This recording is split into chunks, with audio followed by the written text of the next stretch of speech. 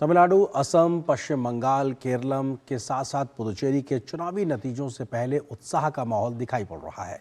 इन राज्यों में किनकी सरकार बनेगी ये तो कल यानी 4 मई को पता चलेगा, लेकिन सबसे ज्यादा जो राज्य सुर्खियों में बना हुआ है वो है पश्चिम बंगाल।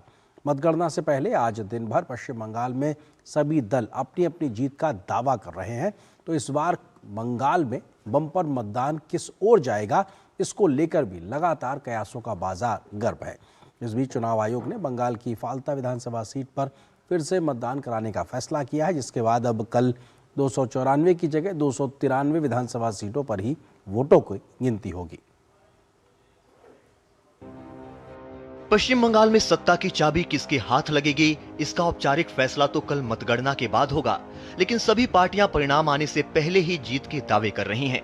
राज्य में 23 और 29 अप्रैल को 2 चरणों में 6.8 करोड़ से अधिक मतदाताओं ने 294 सीटों पर अपने प्रतिनिधियों को चुनने के लिए मतदान किया। अब मतगणना की बारी है। चुनाव आयोग ने काउंटिंग की सारी तैयारियां पूरी कर ली है। सुबह 8 बजे से मतगणना शुरू हो जाएगी। एक तरफ बीजेपी जीत के दावे ठोक रही है, तो दूसरी तरफ टीएमसी कह रही है ममता दीदी फिर से मुख्यमंत्री बनेंगी। बंगाल के लिए, भला के लिए आगे वाला दिन ममता बनर्जी का भ्रष्टाचारी सरकार का अंतिम दिन है, उसका चला जाएगा और नया वाला सरकार आएगा नरेंद्र मोदी जी का नेतृत्व में। मुझे नहीं लगता है कि तृणमूल कांग्रेस का कोई भी कैंडिडेट को कोई टेंशन है। हम लोग 5 साल तक लोगों के साथ रहते हैं, लोगों के लिए काम करते हैं, तो चुनाव के वक्त लोग उन्हीं को चुनेंगे जो उनके साथ हमेशा रहते हैं। कांग्रेस का तरफ से मैं एक ही बात बोलना चाहता हूं, आने वाला दिन में कांग्रेस ही अल्टरनेटिव हो सकता है, दूसरी कोई पॉलिटिकल पार्टी नहीं हो सकता। पश्चिम बंगाल में मतगणना से पहले बीजेपी ने राज्य के लोगों से अपील की है कि राज्य में हिंसा नहीं होनी चाहिए। हमारा अपील है किसी भी तरीके की हिंसा ना हो जाए। जो जीत गया, जीतने का मतलब ये ऐसा नहीं है जो पिछले दफा जो आपका घर तोड़ा था, आपका कार्यकर्ता का हत्या किया था, आप वैसे ही काम करें। वहीं दूसरी तरफ टीएमसी सांसद अभिषेक बनर्जी अपने संसदीय क्षेत्र डायमंड हार्बर अंतर्गत फलता में मतदान रद्द होने से भड़क उठे हैं और चुनाव आयोग पर तीखा हमला बोलते हुए डायमंड हार्बर मॉडल का बखान कर रहे हैं। लेकिन जब हमारे सहयोगी फलता पहुंचे तो स्थानीय हिंदुओं ने डायमंड हार्बर मॉडल की असली सच्चाई कैमरे पर बताई।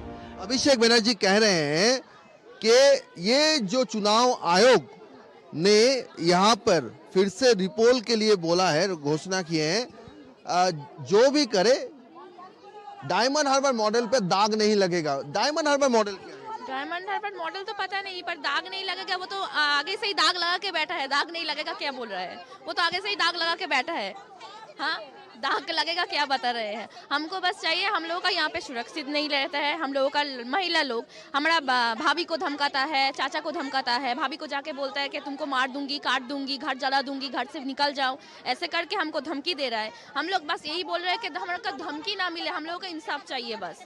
इधर हमारा अभी तो हम लोग सुरक्षित है, देख रहे हैं सीआरपीएफ पे, उन लोगों के वजह से ही हम लोग थोड़ा निश्चिंत रात में सोने जा सकते हैं। लेकिन अभी देखो महिला लोग खाना वाना सब कुछ छोड़ के इधर आए हैं। हम लोगों का एक ही पॉइंट है कि हम महिला है। हमने कुछ लोग, मैं खुद भी टीएमसी को ये वोट दिया, लेकिन हम क्या पाया? हमारा जो इजाबिल चौकदार, उसको हम काका बोलता है, वो बोला हमको भाईपो, ठीक है।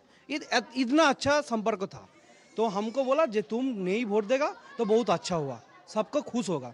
इस संसदीय क्षेत्र के जो रहने वाले हैं उनका कहना है असल में ये विकास का नहीं, ये भय का मॉडल है, ये डर का मॉडल है, ये वोट छीनने का मॉडल है और ये भ्रष्टाचार का मॉडल है।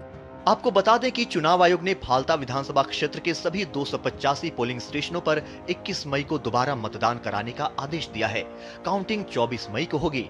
ईसीआई के अनुसार 29 अप्रैल को यहां वोटिंग के दौरान चुनावी नियमों का उल्लंघन हुआ था। 2026 के चुनाव का मुख्य सवाल ये है कि क्या पश्चिम बंगाल में कोई संरचनात्मक राजनीतिक बदलाव हो रहा है या ये सिर्फ सत्ता विरोधी लहर का चक्रीय चरण है।